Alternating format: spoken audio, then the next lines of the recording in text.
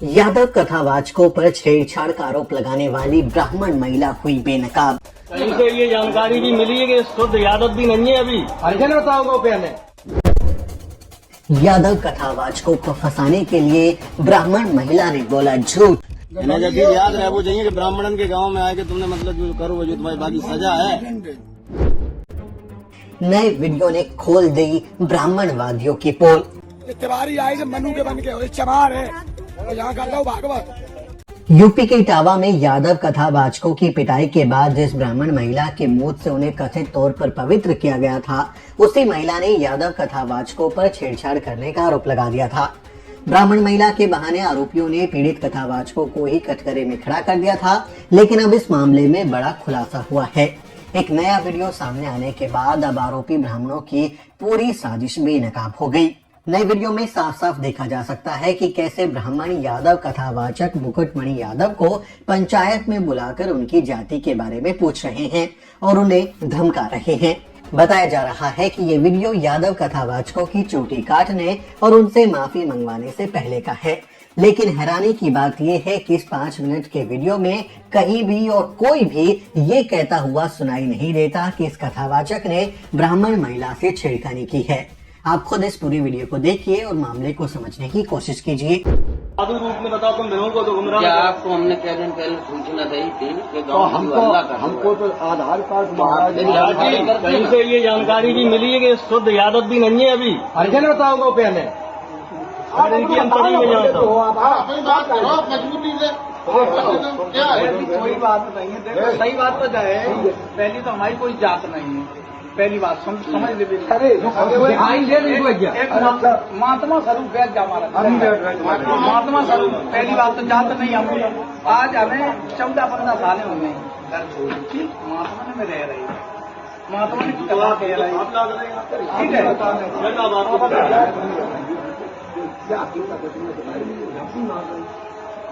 अच्छा तो तुम आपका पिताजी की जात बता दो। आप ये बताओ जात की बात रहेगी फिर जवाब बैठ जाते। अरे आपकी बात है यादव का सोचने की हरिजन को शरीर आधी करनी बात करने वाला एक लोगों ने बताई है। नहीं था हरिजन को शरीर सवेरे महाराज जी एक लोगों ने हमें जरूर बताई। क्या बताई? यही बताई जाई पहले 100% ज्यादा में नहीं तो नीचे। स्थान से दियो तुम खुद झूठी बोले रहे। अभी क्या करे तो पब्लिक को कहा ज्ञान दियो नहीं तो कहा ज्ञान नहीं हो कहा ज्ञान नहीं हो।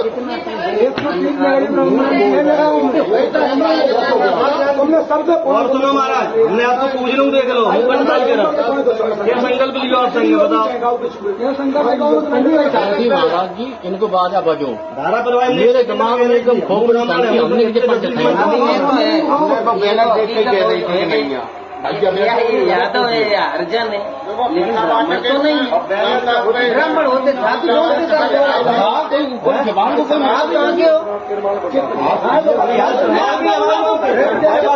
सामने नहीं लोग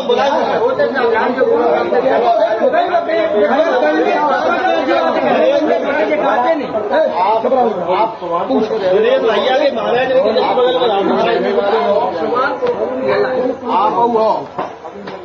फिर यूट्यूब पे आप कैसे कर रहे होगे। सुभानपुर के रहने वाले हैं दो धागे पंडितन की ये तो पता नहीं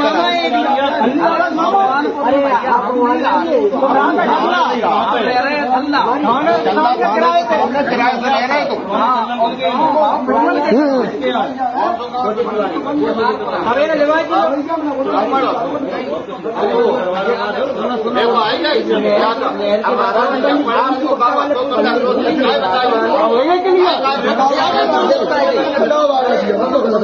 गुमराह आदमी करते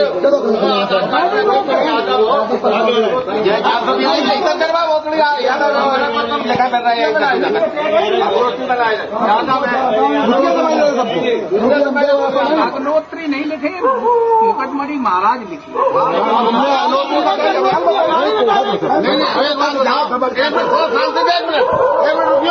आपको यहाँ एक 2 दिन तक खड़ी हमें कुछ जानती नहीं थी। तुम्हें महाराज जी के यहाँ तुम कथा के आए, महाराज जी आपसे परिचित थे। बात समझ ना तुम महाराज जी को भी छुपाते अरे रहे तो महाराज जी के संगे पाप कर रहे बताओ। ये तो दिखा रहे हैं। बताओ, ये गलत बात है। आधार कार्ड दिखाया यादव है, क्या तो मैं तुम बीच में मत बोलो बात कर लेंगे हमें बात कर लेंगे नजरे इधर लाओ नजरे इधर लाओ नजरों को महाराजों की गलती है। महाराज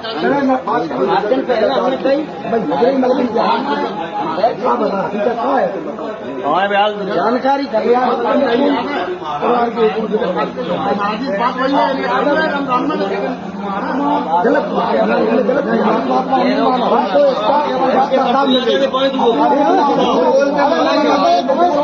झूठ बोल के महात्मा बन जाए तो हमने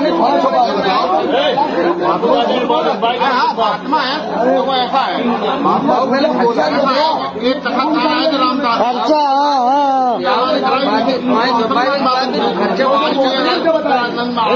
मतलब हम लोगों से पहुंच से पूरा गाँव जो है पहुंच हो रहा हमें परिचित बने पे पहुंच हो रहा है हमने आप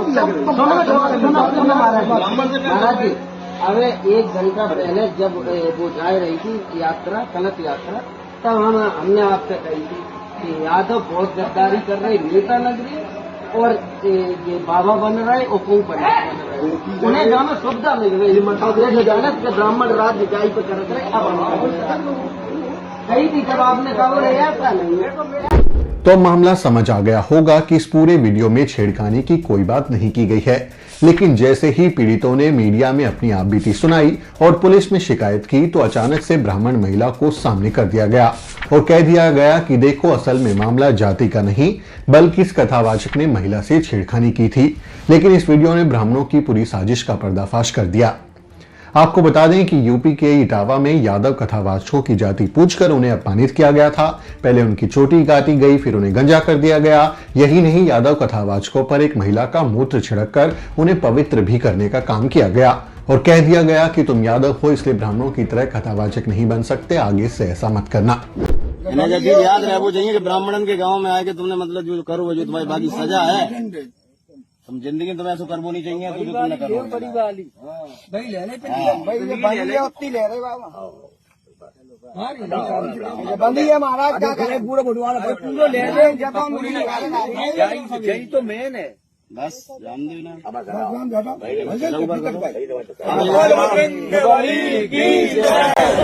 लेकिन जब मामले ने तूल पकड़ा तो ब्राह्मण महिला ने छेड़खानी का आरोप लगा दिया। ब्राह्मणों की तरफ से भी ये आ रहा है कि यादव कथावाचकों ने जो है कि एक महिला ब्राह्मण महिला के साथ जो है बदतमीजी की, इस आरोप पर आप क्या करते हैं? देखिए, एक कहावत है, प्रत्यक्ष को प्रमाण की आवश्यकता नहीं होती, हिंदी की कहावत है।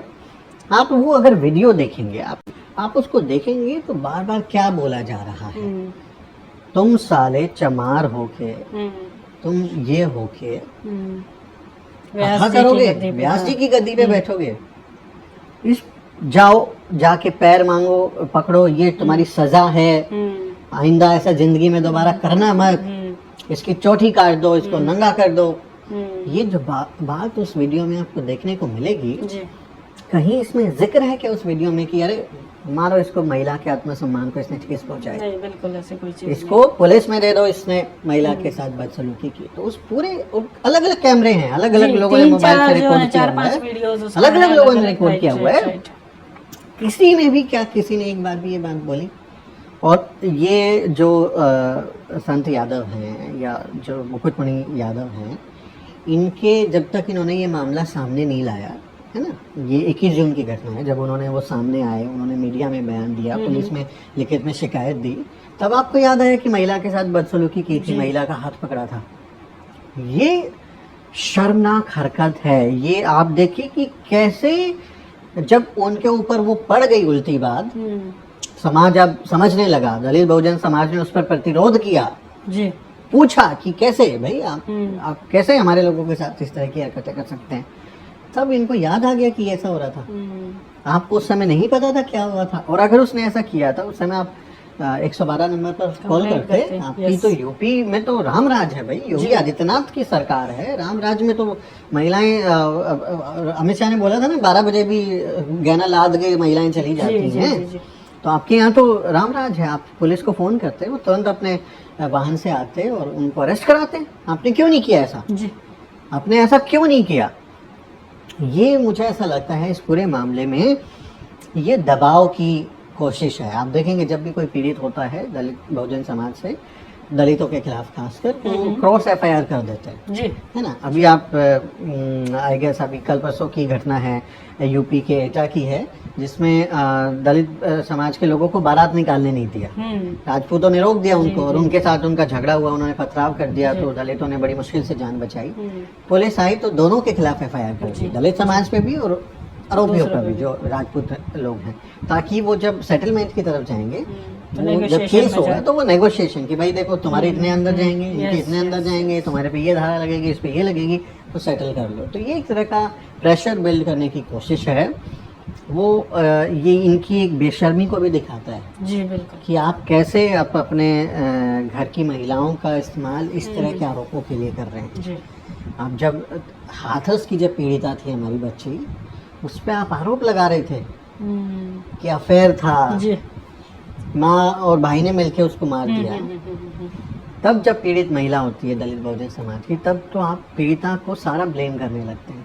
और यहाँ आप इस तरह के मामलों में इतनी बेशर्मी से आप अपने घर की महिलाओं का इस तरह से उनको इस्तेमाल कर रहे हैं। ये समाज देख रहा है, बिल्कुल, कानून भी देखेगा, कोर्ट कचहरी देखेगा। जब बात होगी तो पूरी मंडली है उनकी जिनके साथ बदतमीजी हुई है, और बदतमीजी एक आदमी ने अगर करी है, एक मुकुटमणि यादव की बात हो रही है, तो संतराम यादव ने क्या किया था? लोगों के उसके साथ जो ढोलक बजाने वाला बच्चा था जो दलित है, वो तो आंखों से देख भी नहीं सकता, उसको पीटने की क्या जरूरत थी? उसकी ढोलकी छीन लेना, उसका चिमटा छीन लेना, हारमोनियम तोड़ देना, सोने की चेन छीन लेना, 25,000 रुपए का उससे कैश ले लेना, ये फिर किस तरह से हो गया भाई? उसमें उन पर पेशाब का छिड़काव भी छिड़काव करा दिया। मतलब आपका पेशाब जो है इतना महान उच्च कोटि का पेशाब है कि वो छिड़कोगे तो पवित्र हो जाओ जी। दुनिया में अमेरिका में जाके छिड़क के दिखाओ, लंदन में जाके छिड़क के दिखाओ, आपको पता चलेगा कि आप क्या हैं। तो ये सरासर एक साजिश नज़र आती है जो कि पीड़ितों के ऊपर दबाव बनाने के लिए, एफआईआर करने के लिए, ताकि वो अपने आरोपों से किनारा कर लें, केस वापस ले लें, किसी तरह से समझौता कराया जा सके, उसकी कोशिश हमको ज़्यादा नजर आती है। अब लोग सवाल पूछ रहे हैं कि इस तरह से झूठा आरोप लगाने वाले लोग कैसे घर की महिलाओं का इस्तेमाल कर रहे हैं। ये मामला पुलिस के पास है और अब देखना ये होगा कि पुलिस इस मामले में क्या एक्शन लेती है। लेकिन ये मामला अगर आगे जाता है, कोर्ट में मामला जाता है, तो फिर तमाम वायरल वीडियो का भी संज्ञान लिया जाएगा और पूछा जाएगा कि यादव कथावाचकों से माफी मंगवाते वक्त या उनकी चोटी काटते वक्त किसी ने भी छेड़खानी का आरोप क्यों नहीं लगाया था। इस पूरे मामले ने कई गंभीर सवाल खड़े कर दिए हैं।